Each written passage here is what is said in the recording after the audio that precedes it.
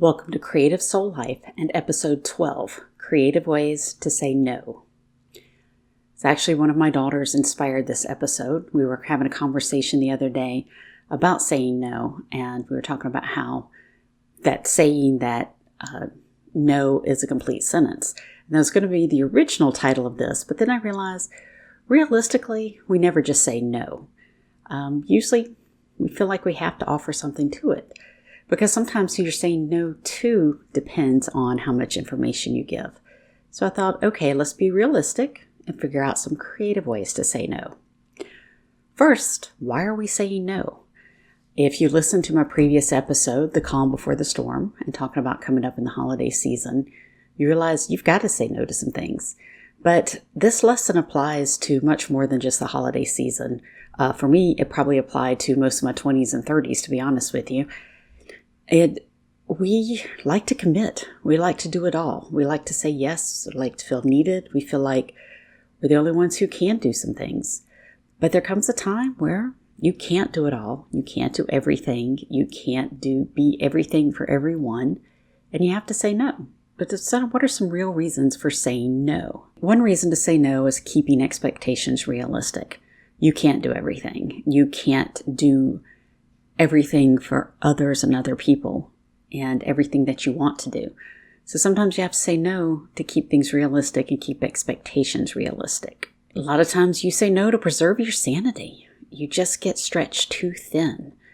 And if you want to be able to do some things really well, you have to let some things go. Because when you hit that point, you're just barely hanging on and just barely getting things done. You're not being your best. You're not fulfilling yourself. You've got to say no and keep your sanity. And sometimes you say no just because you don't want to do whatever it is. It's just, no. So that's okay. You can say no when you just don't want to do something. So who are you saying no to? This will a lot of times temper how you say no. If you're saying no to the outside world, your work, your volunteers, your children's schools, your volunteer organizations, clubs, groups, neighborhood groups, if you're saying no to the outside world, they deserve less information than others. Sometimes no is a complete sentence for them. What if you're saying no to loved ones who know more about your life and it's harder to say no to? What about saying no to yourself and you know you can't do everything you want and get all the things done? Sometimes you got to say no to yourself. So if we know why we're saying no and we know who we're saying no to, how do we say no? Well, first, saying no is acceptable. It is a complete sentence. And sometimes you don't owe an explanation. Sometimes just no. And if you want to expand that a little bit, you can say, no, I can't. You can add one of those vague disclaimers. I am just too busy. My plate is too full. I have no bandwidth for this. There's some nice, usual ways to just kind of like vaguely let someone know that, no, you can't do this. You can always say you've got a conflict. Something else is on your calendar. You're prepping for something. You're recovering from something. These are some usual ways, and most of the time these work, especially in that outside layer, that outside organization. A simple no, a vague I'm busy, or there's a conflict. These things are easy ways to say no to certain groups. What if you want to just keep it really vague? Someone you know is a little more closer to you, maybe knows your calendar and your schedule, knows what you're doing. Those aren't just going to work.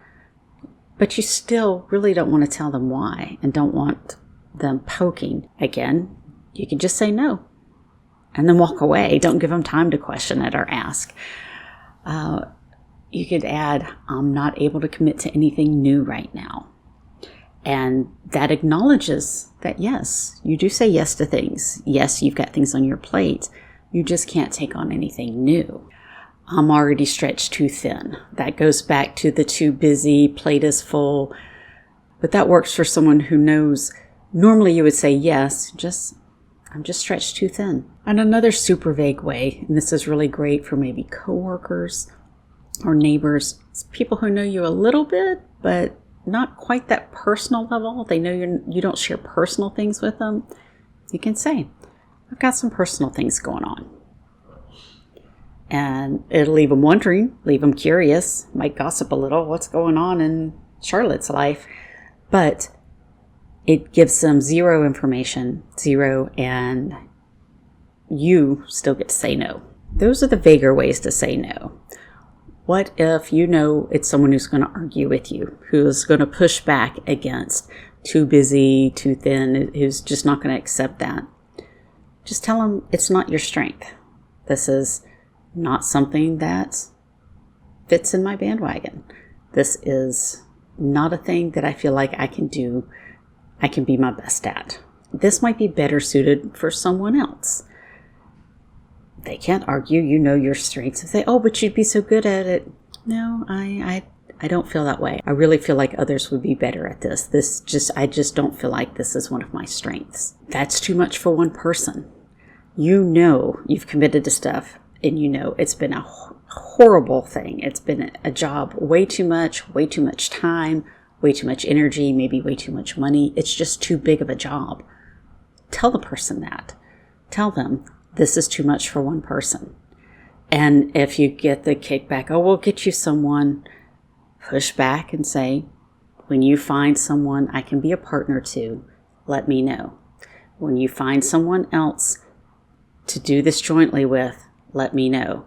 When you have a committee, let me know. Put it back in their plate, put it back in their lap, that they need to do the next step, not you. Not you need to find a partner, not you need to find a committee. You're willing to step in when that's already there and it's already formed, especially when you know it's too big for one person. And I loved doing this one with my children when they were younger. Blame someone else. My husband will kill me if I sign up for one more thing. Oh, I would love to, but I have all these things. Kids have got all these things coming up. I just can't. I used to tell my kids this when they were little. If they didn't want to do something, blame it on me. I can't. My mom said no. Don't even have to ask me. If they don't want to do it, that little white lie is acceptable. My mom said no. My dad said no. My mom doesn't let me do that. My mom doesn't allow that. It's okay. It's perfectly okay to blame someone else, especially when they know they will support your decision. My husband loves for me to say no to commitments and volunteering, so he has no problem whatsoever being my scapegoat if I need to use him to do something I really don't want to do. So find a willing scapegoat and blame them. Say no humorously. Say, I'm allergic to that. I'd love to, but I'm allergic to volunteering. Haha, just kidding. And leave it at that. Let them wonder. Use some humor behind it. Say, I'm too introverted, shy, sarcastic, menopausal to put me around people right now. Who's going to respond? Who's going to come back with a, what? No, you're not. You may just shock them enough to not argue with you. You don't want me doing that. You make it funny. Make it sound like that's just a hilariously bad idea. It's going to be over the top. It's going to be not good enough. And you can say that, I could do it, but oh my gosh, it would be so crazy. It would be so this or so that. Make it funny and get to the laughing and then change the subject really quick before they get back to trying to get you to do it. Make them say no. And this can be risky because sometimes you might get in a corner and have to say yes. But say, I'll do that if you're able to do this. This is a really good one with family members, children, spouses. If they're trying to add something to your plate, make them take something off your plate. And this isn't necessarily a way of saying no, but it's a way of maybe keeping your burdens from increasing, keeping that list from getting too long. If they want to add something to it, they've got to take something off of it. This can even work in the workplace. If they want you to take on something new, okay, what's going to come off? That's okay. Bargain. And they may decide that whatever it is they're asking you to do is worth asking someone else, or maybe it's worth you doing it and they're willing to take some other things off your plate. So that's less of a no and more of a bargaining chip, but it can really work. Say, sure, but it'll cost you. And maybe that's finances or time. If I do this for you, then you're going to this, or this, and maybe it's not something off your list, but it's something that you've wanted done, or maybe it's actual compensation. Try bargaining. And again, it might not be a no, but it may make it worth it to you to eventually say yes. Another one is, I've done this before and I learned I'll need, and give them a list, whether it's financial, whether it's supplies, whether it's actual people or time to do it. Let them know your parameters. And then again, it might be worth it. You may get those parameters and then it's worth taking on. Or maybe it's not worth it. Maybe it's not worth the hoops that you're setting them for them to jump through for you to get this done. It may not be worth it, and they'll move on to someone else and let you say no. So how can you say no, but maybe still be helpful? Maybe it's an organization or something you really would like to help, but you just know you don't have the time, you don't have the bandwidth, but you really want to help. Saying, I can't commit my time, but I can commit my money, goods, etc. Or the reverse. I can't contribute to that right now, but I could spend an hour helping you do some bartering. If it's something you would like to help with, you just can't do that specific thing they're asking you for. This is a good one, especially in volunteering situations.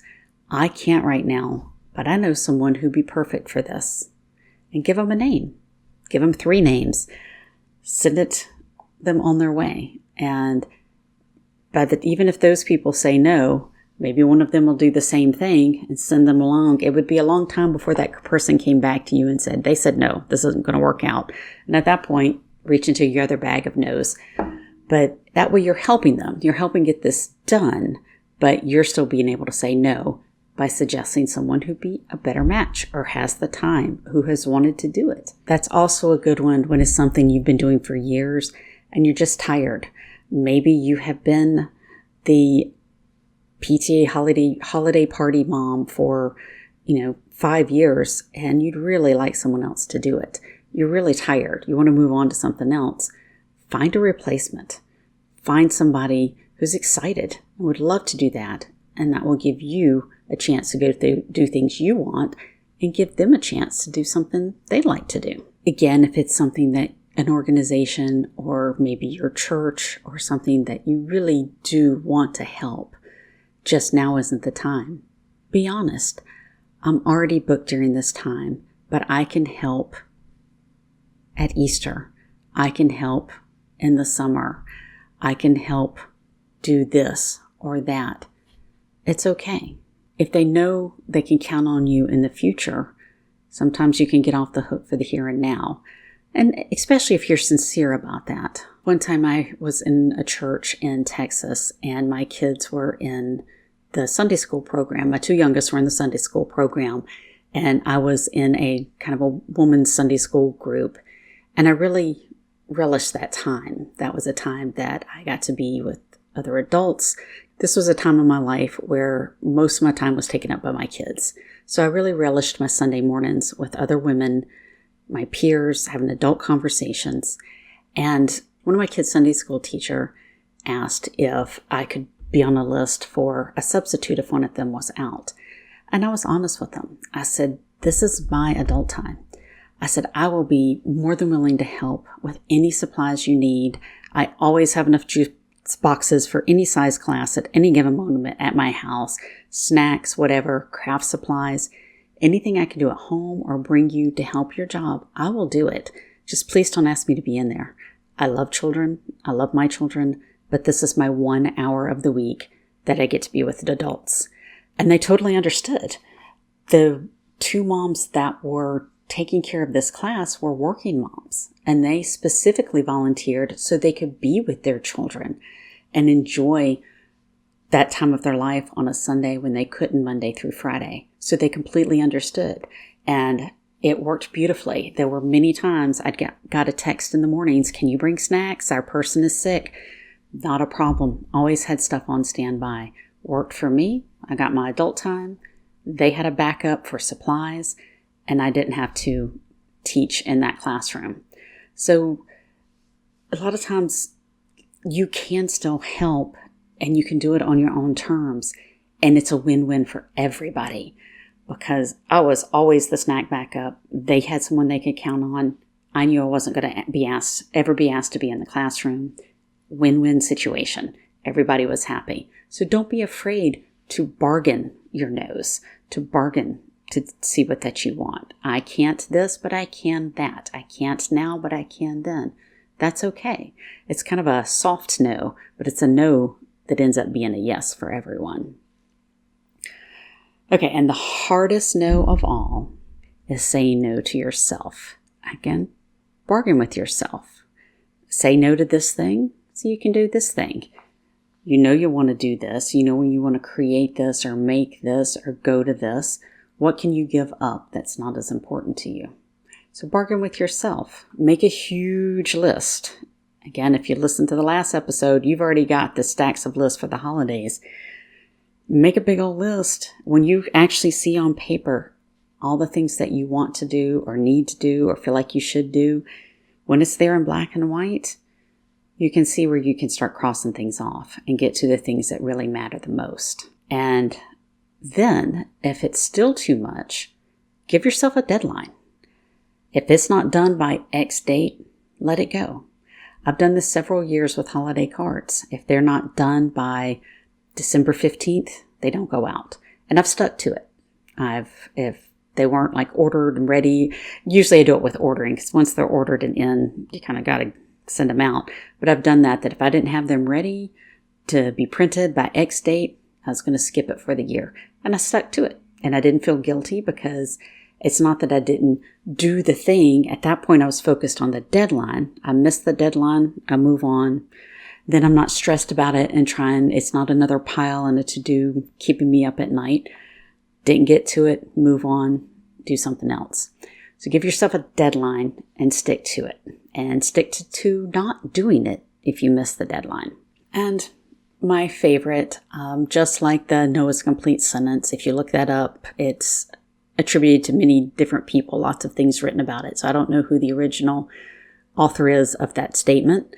This is another one that's been used many times, but I love it. And if it's not a hell yes, then it's a hell no. Keep that in mind, and for others and for yourself. If it's not something that excites you and you'd really like to do, don't do it. Don't do it. Reach into your creative ways of saying no or bargain or put it off, but don't do it. Especially if you know you're going to dread it. Especially if you know it's not going to nourish you. It's not going to fill you. It is just going to be one more thing draining your energy. Then absolutely, it's a hell no. So if you practice some of these no's, that means you have that bandwidth, you have that time to do the things that you want to say yes to. And what is that? What are the things that you've said no or you know you need to say no to in order to say yes? And to do the things you've already said yes to well, completely, fully, with energy, with love, with full creativity. Tell me what you're doing and not doing in order to do your best at these things. So go be creative and feed your soul. Thank you for listening. If you enjoyed this episode, please hit like and subscribe and share it with a friend.